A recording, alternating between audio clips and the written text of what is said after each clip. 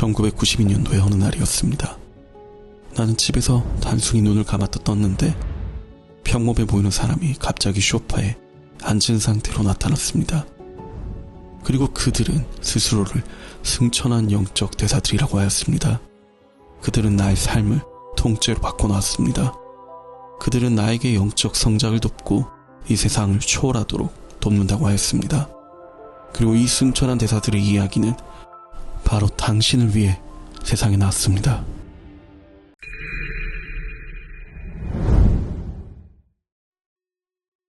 다섯 번에 걸친 퍼사와 아턴의 방문에 나는 몇 달이 지나도록 계속 흥분해 있었다. 하지만 한편으로는 뭔가 허전한 기분도 들었다. 지금까지 나는 일상적 삶의 경험을 향상시켜 주도록 고안된 끌어당김이니 현실 창조와 같은 유튜브 영상들이나 영성 프로그램 따위에 익숙해져 있었는데 이제는 삶을 향상시켜 주기는커녕 내가 삶이라고 생각하는 그 꿈으로부터 나를 흔들어 깨우는 사고체계를 적용해보려 하고 있는 것이다. 이것은 전혀 생소한 접근법이었다. 또한 역설적인 것은 내가 시작한 이 훈련도 결국 삶의 질을 높여주기는 할 것이지만 그것은 경쟁에서 이기도록 단련시키는 것이 아니라 평화롭게 사는 길을 강조함으로써 그렇게 하리라는 것이다. 나의 일상생활을 되살펴보다가 나는 판단이란 것이 얼마나 순식간에 자동적으로 튀어나오는지를 깨닫고 놀랐다. 나는 이 반사적인 습관을 관찰함으로써 거기서 떨어져 나와 나의 불만감 속에 충전되어 있는 감정적 부하를 덜어낼 수 있게 되는 수학을 올렸다. 그것이 용서로 가는 길의 끝은 아니었지만 그것은 에고의 사고 패턴을 더욱 분명히 인식할 수 있게 해주었다. 내가 아턴이나 퍼사와 대화할 때조차도 부끄러운 구석을 감추려는 방어적인 잔꾀가 나의 인격을 지배해서 에고가 주인공이 아니었다면 하지도 않았을 말들을 하게 만들곤 했다는 사실을 나는 깨달았다. 어쩌면 아턴과 퍼사는 단지 나를 편하게 해주기 위해 나의 말투를 흉내낸 것이 아닐까. 그러다가 문득 나는 내가 태도를 바꾸면 필시 그들도 따라서 태도를 바꾸리라는 사실을 깨달았다. 마음은 두뇌에게 무엇을 보고 듣고 생각하고 경험할지를 신호해주고 있었다. 나의 뇌는 단지 몸을 조종해 움직이면서 나에게 나의 일생이라는 영화를 중계해주는 프로그램이 심어진 하드웨어에 지나지 않았다. 마음은 두뇌와 몸을 통해서 나에게 무엇을 경험할지 그리고 거기에 어떻게 반응할지를 지시하는 프로그래머와도 같았다. 나는 마치 로봇처럼 조종받아 할 일을 지시받고 그 수준에서 그런 결정을 내리는 그것이 정말 나라고 생각하도록 프로그램되어 있었다. 인간이 컴퓨터를 만들고 프로그램을 집어넣어 일을 시키는 것과 마찬가지로 프로그래머인 마음은 내가 한 육신이라고 믿게끔 만들기 위해 실제로 존재하지 않는 세계를 돌아다니며 경험하도록 조종하고 있었던 것이다. 육신은 가끔씩 자신이 원하는 것을 얻지만 물질적인 것이건 심리적인 것이건 간에 뭔가를 대개는 놓쳐버리고 있었다. 이 결핍감이야말로 신으로부터의 분리의 상징이었다. 나의 문제거리의 구체적인 원인들은 실제하지 않는 우주에서 살고 있는 나에게는 외부에 있는 것처럼 보였다. 분리에 대한 나의 감춰진 무의식적 죄책감을 대신할 속죄의 양으로 써먹을 수 있도록 말이다. 나는 나를 지배하는 이 무의식적 마음이 나의 외부에 있는 것처럼 보이기는 하지만 사실은 그렇지 않음을 깨달았다. 에고의 사고체계의 명령을 선포하는 마음은 외부가 아니라 나의 내부에 있었고 그것은 이 우주 또한 외부에 있는 것이 아니라 내 마음속에 있음을 의미했다. 나는 판을 뒤집어야 했다. 천국 또한 여기에 있고 사실은 그것이야말로 실제로 존재하는 유일한 것이었다. 그 밖에는 아무것도 없었다. 나는 내 마음의 중요성을 새삼 인식하게 되었다. 환영에 이르는 모든 결정들이 무의식 속에서 일어났고 그 결정에 해당하는 상징들이 가짜 우주 속에 펼쳐졌다. 분리되어 나오고 죄의식을 품기로 한 결정이 먼저 내려졌고 다음에 곧 이어 우주가 그 연막을 쳤다. 이 모든 것이 꿈속의 각자의 시점으로부터 바라보는 개인들의 눈에는 너무나 감쪽 같은 진짜처럼 보여서 그들이 실제로 일어났다고 생각하는 일들을 용서하고 대신 성령과 더불어 사고하게 되려면 일정한 훈련을 거쳐야만 하게 된 것이다. 내가 배우고 있는 것들은 인간관계를 바라보는 나의 관점을 바꿔놓았다. 내가 전화를 통해 거래하는 금융시장의 중개인들에 대한 나의 생각이었다. 이들 중 몇몇은 내가 마주친 사람들 중에서도 가장 버르장머리 없고 자기중심적이고 파괴적인 성격의 소유자들이었다. 대부분의 중개인들은 전문가다운 태도로 고객을 도와주려고 진지하게 애썼지만 그중 몇몇은 심술궂게도 고객이 어려워하고 때로 손해를 볼 때 오히려 즐거워하면서 친구가 아니라 적처럼 구는 듯해 보이는 것이었다. 그런데 이제는 그들의 저기를 나의 보복이 아니라 나의 용서를 기다리는 세상에서 출현하고 있는 에고의 사고체계의 상징물로서 바라볼 수 있게 되었다. 그와 동시에 내 무의식 속에 감춰진 음침한 구석들은 성령에 의해 분명히 용서받고 치유되고 있었다. 내 마음은 더욱 평화로워졌고 사람들이 간혹 무례한 행동을 하더라도 대수롭지 않게 넘길 수 있게 되었다.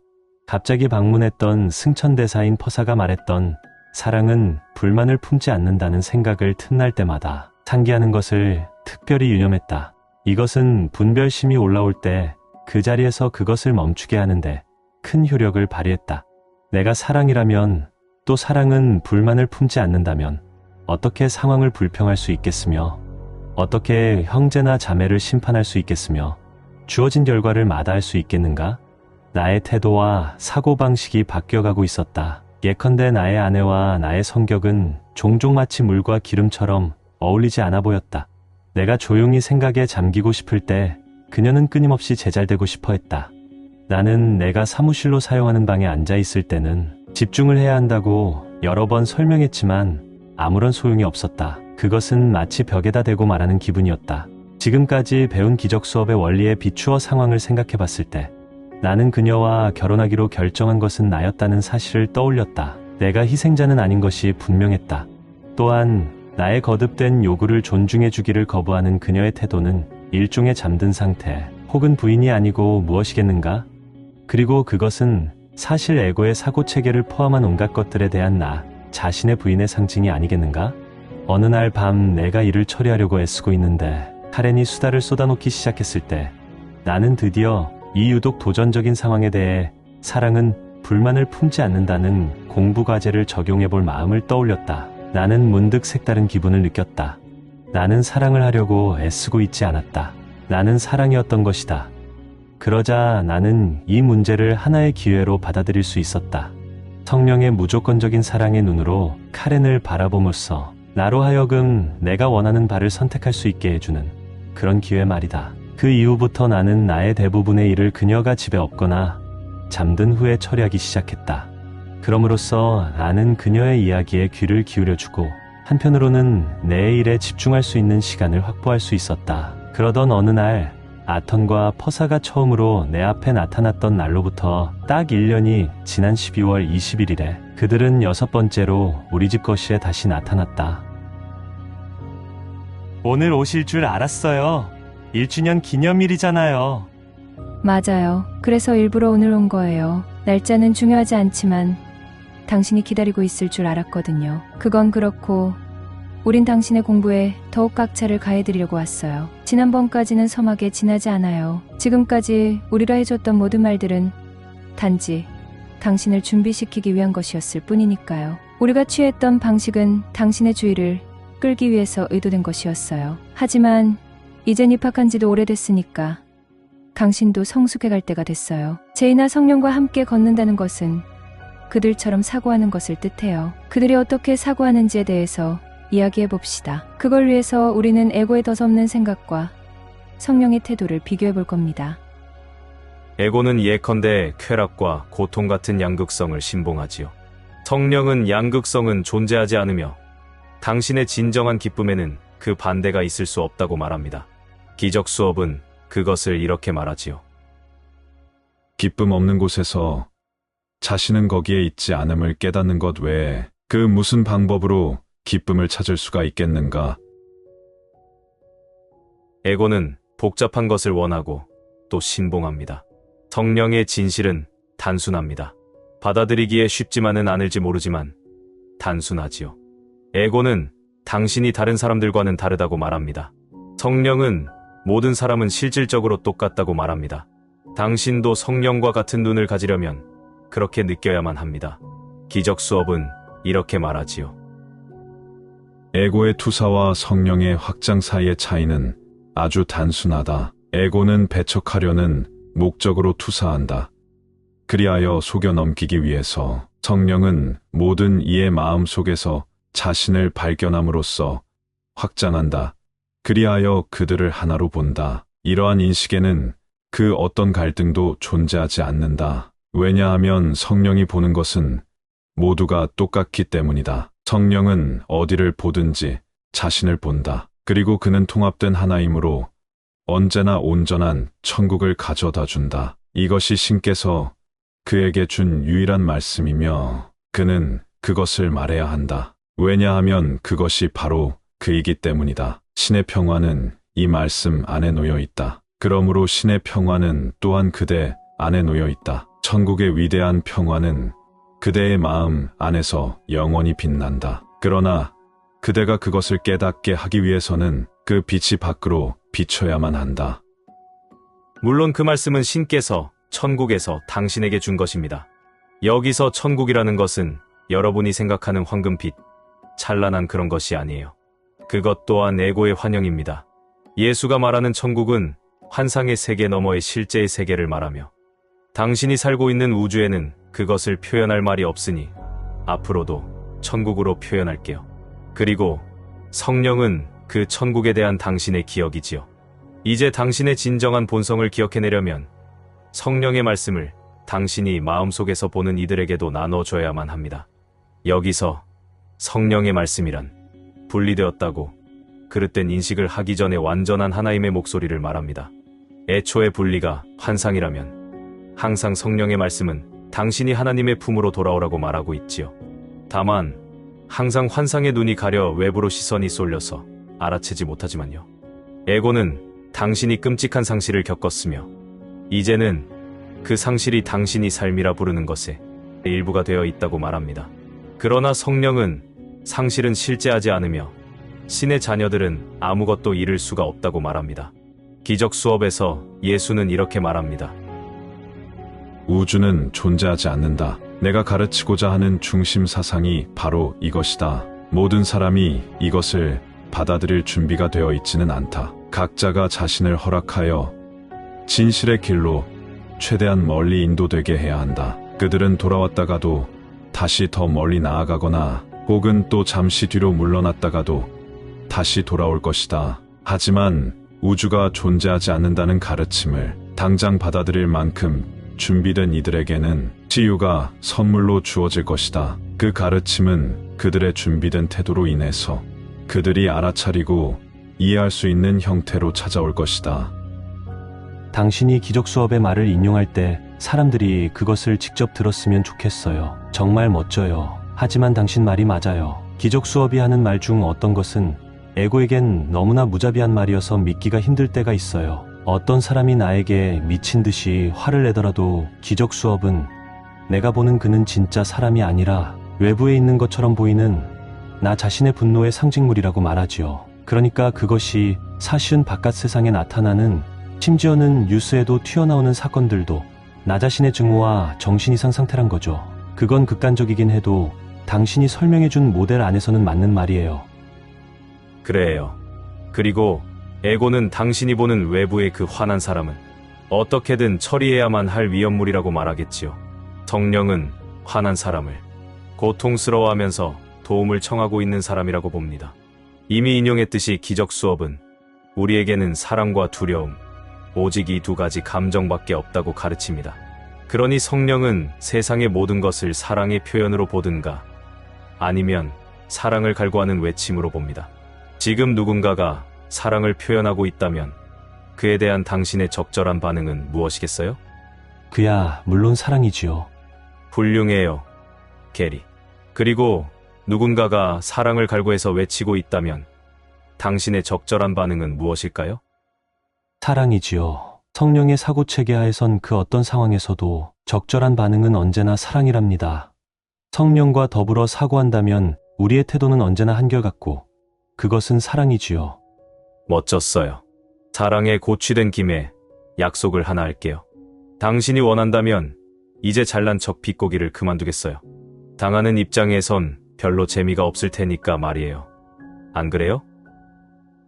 무슨 말씀인지 알겠어요. 아무튼 나도 자제하고 있어요. 사랑의 한결같음이 뭔지를 알겠거든요.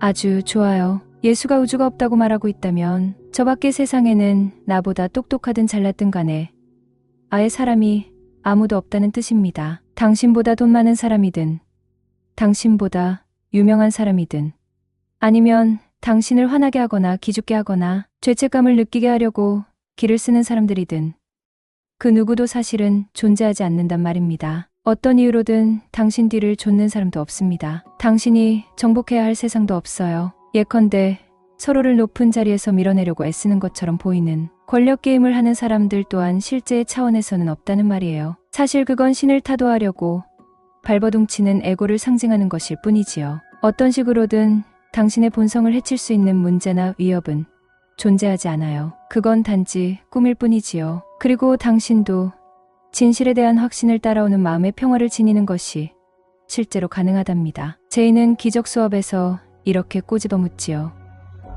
이 세상이 하나의 환각임을 깨닫는다면 어떡하겠는가? 그것이 그대가 지어낸 것임을 철저히 깨닫게 된다면 어떡하겠는가? 그 속을 걸어 다니며 죄 짓고 죽고 사람을 공격하고 죽이고 자신을 파멸시키는 것처럼 보이는 사람들이 순전히 허구라는 것을 깨닫는다면 어떻게 하겠는가? 성령은 당신이 보는 이미지들이 단지 이미지일 뿐, 그 이상의 아무것도 아니라는 것을 압니다. 성령을 스승으로 삼으면 당신은 성령의 용서의 힘을 통해 그것을 체득할 수 있습니다. 그것이야말로 당신의 권능입니다. 당신이 그와 함께하고 그와 같이 사고한다면 말입니다.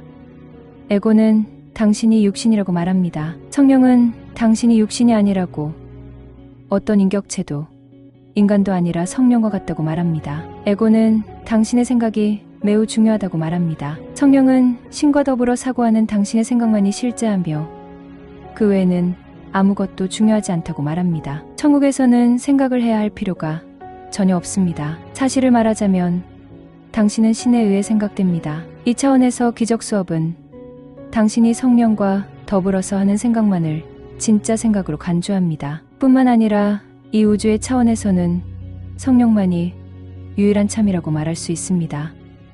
에고는 재물을 요구합니다. 반면에 성령은 그 어떤 종류의 재물도 필요하지 않다고 말합니다. 에고는 신이 주고 신이 앗아가신다고 말합니다. 성령은 신께서는 오로지 주기만 하지 결코 앗아가는 법이 없음을 압니다.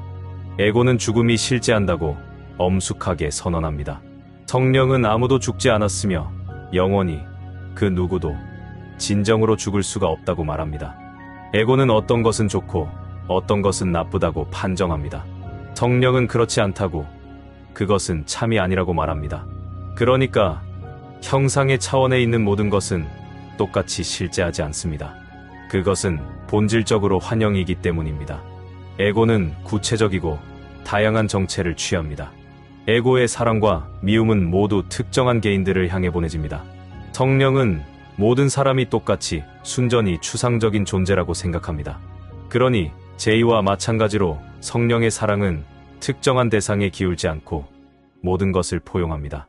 에고는 당신이 에고의 이기적 충고에 계속 귀를 기울여야 하는 이유를 교활하게 만들어내지만, 성령은 당신이 언젠가는 돌아오리라는 것을, 그리고 결국은 그와 함께 집으로 가리라는 것을 확신하고 있습니다.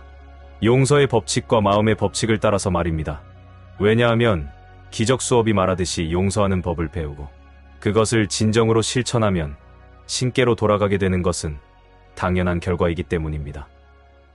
당신이 과거를 후회하면 에고는 너무나 좋아합니다. 이렇게 했어야 하는데, 그렇게 하지 않고 이렇게 했더라면, 혹은 그때 이걸 알았어야 하는 건데, 이런 말이 에고의 애창곡 가사지요. 이것은 과거를 당신에게 더욱 생생한 것으로 만들어 놓을 뿐만 아니라 동시에 기분이 나빠지게 합니다. 이 모든 것이 에고에게는 너무나 즐거운 일이지요. 성령은 당신이 무슨 짓을 하든 아무런 상관이 없다는 것을 압니다. 용서만 제외하고 말입니다. 에고에게는 이것은 이단적인 생각입니다. 하지만 성령은 당신이 치유되기를 바랍니다. 그리고 당신이 엉뚱한 데로 빠지더라도 마음속의 무의식적 죄책감이 어떻게든 결국은 작용할 것임을 알고 있습니다. 아턴 그것과 관련해서 에고는 당신이 하는 일이 중요하기를 원합니다. 당신의 영성을 회방하고 진실이 드러나는 것을 지체시키기 위한 하나의 방법으로서 에고는 당신이 그 분야에서 하는 일을 중요하고 특별한 것으로 만들려고 애씁니다. 하지만 성령에게는 당신이 성령이나 제이나 신을 위해 무엇을 하든지 그것은 중요하지 않습니다. 그것이 실제가 아님을 안다면 환영 속에서 일어나는 일이 무엇인들 중요할 수가 있겠습니까? 오로지 용서와 당신의 치유만이 중요한 것입니다. 물론 세상을 지배하며 모든 사람들에게 어떻게 살아야 할지를 일러주고 있는 대중종교의 기본 사상에서는 이런 종류의 가르침을 찾아볼 수 없을지 모르지만 그래도 이것은 틀림없는 진실입니다. 그러니까 내가 우리의 영상을 만들든 안 만들든 혹은 그것이 얼마나 오래 걸리든 사실 아무런 상관이 없단 말이지요? 맞았어요. 우린 여기 당신과 함께 있으면서 당신을 가르치는 것이 즐거워요. 하지만 그것은 중요하지 않답니다. 당신이 무엇을 하든 그것은 중요하지 않아요. 당신은 우리에게든 신께든 당신의 가치를 입증해야 할 필요가 없어요. 그것은 신께서 당신을 창조했을 때 그의 마음속에서 이미 입증되어 있었습니다. 인식 속의 우주에서 일어나는 것처럼 보이는 그 어떤 일도 그것을 바꿔놓을 수는 없어요. 당신이 착각 속에서 꾸는 꿈에서 말고는 말입니다. 기적 수업은 이렇게 당신의 기억을 일깨우지요. 그대는 이곳에 있는 것이 아니라 영원 속에 거하고 있다. 빛으로부터 멀어지게 하는 부질없는 여행을 떠나고 싶은 유혹이 일어날 때마다 그대가 진정으로 원하는 것이 무엇인지를 기억하고 말하라. 성령이 날 신의 사랑에게로 인도하니 그 밖에 어디로 가리오. 신의 품속에서 깨어나는 것 외에 무엇이 또 필요하겠는가? 실상은 나는 신의 부분 그리스도이며 다른 모든 이들도 그러하고 우리는 모두가 하나입니다. 당신이 전에 말했듯이 이 차원에서 우리는 모두가 동일한 꿈을 꾸고 있지만 단지 저마다 그것을 보는 시각이 다를 뿐이지요. 프로이트도 우리 꿈속의 모든 사람들이 사실은 우리 자신이어서 낮이건 밤이건 늘 저쪽에서 다른 시각으로부터 내 꿈을 지켜보고 있는 것은 나 자신의 상징물이라고 말했다고 생각해요. 내가 해야 할 일은 용서를 통해 나 자신과 다시 만나서 다시 온전해지는 것이지요. 당신이 할 일은 오로지 외부에는 당신을 심판할 그 누구도 없다는 것, 그리고 당신의 본성은 세상이 어떻게 생각하느냐에 영향받을 수 없다는 것을 기억하는 거예요. 성령은 당신의 진정한 힘에 대해 가르쳐주지만 에고는 모든 사람들에게 세상에서 생존하려면 무조건 거칠게 나가야 한다고 가르칩니다. 이것은 단지 그들이 얼마나 두려움에 떨고 있는지를 보여줄 뿐입니다. 두렵지 않다면 거칠게 나올 필요가 없기 때문이지요. 사실 그들은 자신도 모르게 사랑을 갈구하여 외치고 있는 거랍니다. 에고는 당신의 문제가 정말 골칫거리라고 당신을 확신시키려고 했습니다. 하지만 성령은 그것이 교묘히 위장된 무의식 속의 죄책감으로서 그것이 당신으로 하여금 애초부터 문제를 안고 있는 분리의 세계를 꿈꾸게끔 만든다는 것을 알고 있습니다. 퍼사와 저는 순결한 마음은 고통받을 수 없다는 기적 수업의 가르침을 이전에 인용했었습니다. 그러니 기적 수업이 당신은 다칠 수가 없다고 말하는 것은 당신이 정말 다칠 수 없음을 아는 그런 종류의 용서를 실천하면 결국은 제이가 지녔던 것과 같은 능력, 즉 고통을 느끼거나 고난을 겪지 않는 능력을 얻게 된다는 뜻입니다. 그렇다면 당신의 문제거리란 것들이 얼마나 대수롭지 않아지겠나요? 전에 말했던 것을 좀 더 과장하자면 에고는 기적의 몸인 예수가 당신과는 전혀 다른 특별한 존재이기를 원하는 겁니다. 이것은 모든 사람을 다르고 특별하게 만들어 놓기 위한 아주 교묘한 술책이지요. 성령은 당신도 정말 똑같다는 것을 압니다. 성령이 당신이 되기를 바라는 것이 바로 이것입니다. 이제 우리는 당신이 모든 이에게서 그리스도의 얼굴을 볼 수 있도록 도와줄 태도를 지닐 방법을 좀 더 정확히 가르쳐줄 때를 향해 다가가고 있어요. 용서의 덕을 보는 사람은 당신 자신이라는 점을 기억하는 것이 도움이 될 거예요. 당신이 용서하는 상대방을 꼭 개인적으로 배려해야 할 필요는 없어요. 당신이 할 일은 단지 자신의 그릇된 인식을 바로잡는 것뿐이지요. 그리고 당신 자신이 그 덕을 볼 수밖에 없음을 알더라도 그건 반칙이 아니에요. 그러니까 누군가를 용서하는 일 때문에 꼭 그들 주위를 어슬렁거려야만 하는 것은 아니란 말이로군요. 맞았어요. 이건 착한 사람이 되자는 게 아니에요. 혹시 이 말이 당신에게 걸린다면 착한 일 하는 게 잘못이라는 뜻은 아닙니다. 기적 수업은 올바로 사고하는 사람이 되자는 것입니다. 요즘의 많은 기독교인들은 이렇게 묻습니다. 예수님이라면 어떻게 할까? 이 질문에는 옳은 답이 하나밖에 없습니다. 그리고 그건 언제나 똑같지요. 그는 용서할 겁니다. 용서는 당신의 사고방식과 관련된 것입니다. 무엇을 하느냐 하는 것은 중요하지 않아요. 그것이 당신이 어떻게 생각하느냐에 따라서 생겨난 결과라고 하더라도 말입니다. 당신이 계속 꿈속을 헤맬 것인지 아니면 집을 찾아갈 것인지는 어떻게 생각하느냐에 달린 것이지 무엇을 하느냐에 달린 문제가 아니란 말입니다. 나는 스스로 정확히 이해하지 못하는 심리적 원인 때문에 술을 마신다는 생각이 문득 들었어요. 그리고 그것의 연결고리를 찾다 보면 나의 부모에게로 가고 또 깊게 찾다 보면 결국 나 자신에 대한 부적절감이더군요. 그리고 이것이 현대 심리학에서 말하는 것과도 크게 다르지 않고요. 그리고 나 자신에 대한 부적절감은 결국 내 존재 자체에 대한 부적절감 혹은 기적 수업식으로의 표현으로는 죄책감이 더군요. 맞아요. 하지만 그렇다고 해서 술, 담배, 마약을 하지 않는 사람들은 두려움이 없다는 것은 아니에요. 그들은 그것을 부인하거나 처리할 다른 방법을 발견한 것일 뿐이지요. 용서만이 만인을 위한 유일한 탈출구입니다. 그 정도면 성령에 대한 우리의 짤막한 대화가 마무리될 수 있겠군요. 기적 수업이 말하듯이 성령은 당신의 환영에 속아 넘어가지 않고 다 알아차립니다. 그러니 당신도 성령처럼 알아차릴 수 있도록 그 목소리에 귀를 기울이세요. 기적 수업은 이렇게 말하지요. 성령은 그대가 영원히 손에 넣을 수 없는 무엇인가를 얻어보겠노라며 궁리에는 수단에 대해 속속들이 알고 있다. 그것을 성령께 바치면 그는 그대가 떠돌이 생활을 위해 지어낸 그 수단을 이용하여 그대의 마음을 진정한 안식의 본향으로 돌아가게 할 것이다. 당신이 정말 에고와의 형세를 역전시켜서 지적 수업이 말하는 것과 같은 사고의 반전을 이루어내려면 지난번에 이야기했던 것을 명심해야 합니다. 에고는 당신을 꼬드겨서 당신의 무의식적 죄책감을 타인에게 투사하여 그들을 나쁜 사람으로 만들고 비난하거나 당신의 문제를 어떤 환경의 탓, 세상의 탓으로 돌려버리면 죄책감이 없어진다고 생각하게끔 만들었습니다. 하지만 이럴 때 실제로 일어나는 일은 그 무의식적 죄책감을 영원히 붙들고 있게 된다는 것입니다. 당신에게 용서가 얼마나 중요한 것인지를 이제 이해할 수 있겠나요? 믿거나 말거나 정말 이해되기 시작하는 것 같아요.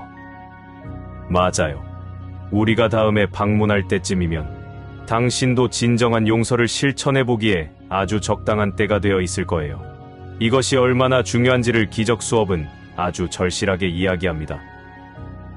신의 총애하는 아들이 자신이 상상해내고 있으면서 진짜인 줄로 착각하고 있는 사악한 꿈에서 벗어나게 하는 것이야말로 값진 일 아닌가. 기억해두세요. 진정한 용서를 실천하면 집으로 인도되지 않을 수가 없습니다. 배후의 죄인은 질 수가 없어요. 왜냐하면 죄인은 타협을 하지 않기 때문이지요. 성령에게 적당한 타협이란 없거든요. 이건 육신의 혁명이 아니라 마음의 수복, 새로운 사고체계의 맞아들임입니다. 용서의 높은 형태에 관한 수업에 이르면 당신은 틀림없이 잘 해낼 거예요. 당신이 원하기만 한다면 거룩한 순간이 거저 당신의 것이 될 겁니다. 난 늘 묻고 싶은 질문을 잊어버리고 당신들이 떠난 후에야 떠올리곤 해요. 그러니 생각날 때 질문을 하나 해도 될까요? 아톤, 당신 생각은 어때요? 난 이해 없어요. 난 그가 똑똑한 척하지만 않는다면 나도 그러지 않겠다고 약속했으니까요. 좋아요. 그럼 질문을 해볼게요. 나와 이야기를 나눴던 어떤 기적 수업 학생들은 신은 세상의 좋은 부분을 창조했고 나쁜 부분은 창조하지 않았다고 생각하는 것 같았어요. 인식과 의식이 에고의 것이라는 것에 대해서는 이미 충분히 이야기했어요. 하지만 그와 같은 말을 당신에게 들려주려고 애쓰는 사람들은 여전히 존재합니다. 다시 한번 분명히 말해둡시다. 신은 세상의 한 귀퉁이조차 창조한 적이 없습니다. 세상은 존재하지 않는다고 표현한 기적 수업의 말을 아까도 인용했었지요. 세상이 존재하지 않는다면 신이 어떻게 그 한 귀퉁이라도 창조할 수가 있었겠어요? 세상이 존재한다는 당신의 꿈으로부터 당신을 깨우는 것 외에는 그 어떤 일도 성령의 뜻이 아닙니다. 세상이 일시적으로 좋아 보이든 나빠 보이든 상관없이 말입니다. 궁극적으로 진실이란 일시적인 무엇이 아닙니다. 그것은 무조건적이고 절대적이며 총체적입니다. 그럼에도 한편으로 이 세상의 차원에서 당신의 인식을 치유하는 성령의 작업은 절대적 해결책으로 인도해주는 일시적인 과정입니다. 또 다른 질문이 있습니다. 마음과 영이 다르다는 것을 왜 그토록 강조하나요? 그건 간단해요. 에고, 즉 그릇된 마음이 형상의 차원에 일어나는 것처럼 보이는 모든 것을 만들어냅니다. 영은 그 어떤 것도 형상의 차원에 일어나게끔 만들지 않습니다. 이것이 이 우주의 그 어떤 사건이나 대상도 영적인 것으로 여겨 떠받들지 말아야 하는 이유입니다. 바른 마음은 형상의 차원에 대한 성령의 해석을 제공하여 당신을 다시 집으로 데려다 줍니다. 여기서 당신이란 에고와 동화되어 그것에 속박된 마음의 부분을 말합니다. 집은 곧 불변의 영입니다. 그건 당신에게나 간단하겠군요. 아무튼 이해는 되는 것 같아요. 좋았어요. 성령은 이 세상에서는 아무것도 하지 않지만 형상의 차원에 대한 성령의 해석은 당신이 여기서 무엇을 해야 하는지를 더 확실히 알도록 도와줄 수 있는 겁니다. 그것은 성령을 당신의 스승으로 택할 때 생기는 부수입일 뿐입니다. 그 본수입은 구원이지요. 다음 질문입니다. 나는 형상의 차원에서조차 분리란 실제하지 않는다는 것을 오래전부터 알고 있었습니다. 물리학자들의 말이 옳다면 아원자 차원에서는 무엇에 영향을 미치지 않고는 그것을 관찰조차 할 수가 없습니다. 그렇다면 나는 수십억 광년 떨어진 별을 바라볼 때도 그것에 당장 변화를 일으키고 있는 것입니다. 그것이 얼마나 떨어져 있는지는 상관이 없습니다. 왜냐하면 사실 그것은 외부에 있는 것이 아니기 때문이지요. 그건 내 마음속에 있어요. 우주의 많은 것들이 실제의 단면들을 흉내내고 있는 것이라면 우주의 대부분이 우리에게 감춰져 있다는 사실은 마음의 대부분이 무의식이라는 사실과 관계가 있는 것인가요? 우주의 95%는 깜깜한 어둠 속에 감춰져 있어요. 그것은 무의식과 관계 있을 뿐만 아니라 진짜 답이 들어있는 마음 대신에 우주 속에서 계속 새로운 발견을 해가면서 답을 찾아 헤매도록 만들기 위해서 그렇게 되어 있는 것입니다. 에고는 마치 위대한 마법사처럼 거울과 연막 뒤에서 자신의 무의식적인 지향성을 감각의 환영으로 바꿔놓는 술수를 부립니다. 예컨대 당신은 자신이 실은 육안을 가지고 사물을 보는 것이 아니라는 사실을 눈치채고 있나요? 그렇게 생각해요. 하지만 그건 좀 겁이 나요. 그러니까 마음이 보고 있는 것이지. 몸은 사실 아무것도 하지 않는단 말이잖아요. 좋았어요. 그 정도만 하지요. 급하게 가야 할 이유는 없으니까요. 당신 말처럼 그건 겁나는 일일 수 있어요. 나의 복음서에서 제이가 이렇게 말한 것 생각나나요? 너희가 끝을 찾는 것을 보아하니 시작은 찾았느냐? 시작이 있는 곳에 끝이 있느니라. 기적 수업에서 예수는 이렇게 말합니다. 시작에 다가갈수록 그대는 그대의 사고체계가 그대 위로 무너져 내릴까봐 마치 죽음과 같은 두려움을 느낀다. 죽음은 존재하지 않으나 죽음에 대한 믿음은 존재한다. T51. 다시 말하지만 서두를 필요는 없습니다. 성령은 당신이 자신의 무의식을 두려워한다는 것을 알고 있습니다. 기적 수업의 목적은 평화이지 당신을 겁주려는 것이 아닙니다. 결국 당신이 더 많은 준비를 갖추어서 용서의 작업을 더 잘 해낼 수 있게 될수록 기적 수업과 함께하는 당신의 여행은 덜 무서운 것이 될 겁니다. 우린 이제 환영 속의 작별을 구하겠지만 8달 후에 다시 돌아올 겁니다. 성령께서 당신과 함께하면서 매 순간 성령의 대안을 제시해 줄 거예요. 나흘 후면 크리스마스로군요. 올해는 이 성스러운 날을 온통 자본주의의 방탕한 파티로 만들어 놓지 말고 마땅한 마음가짐으로 지내도록 하세요. 시에 대해 생각하고 당신과 당신의 형제자매들의 진정한 본성이 무엇인지를 생각해 보세요. 빛이라는 말이 진실과 동요임을 명심하고 제이가 그의 수업을 사랑하는 모든 이들에게 선물로 준 이 아름다운 말씀을 숙고해 보세요. 별, 즉 암흑 속의 한 줄기 빛이 크리스마스를 상징한다. 그것을 그대의 바깥에서 찾지 말라. 내면의 천국을 비추는 그 빛을 발견하라. 그리고 그것을 그리스도의 시대가 왔음을 알려주는 전조로 받아들이라.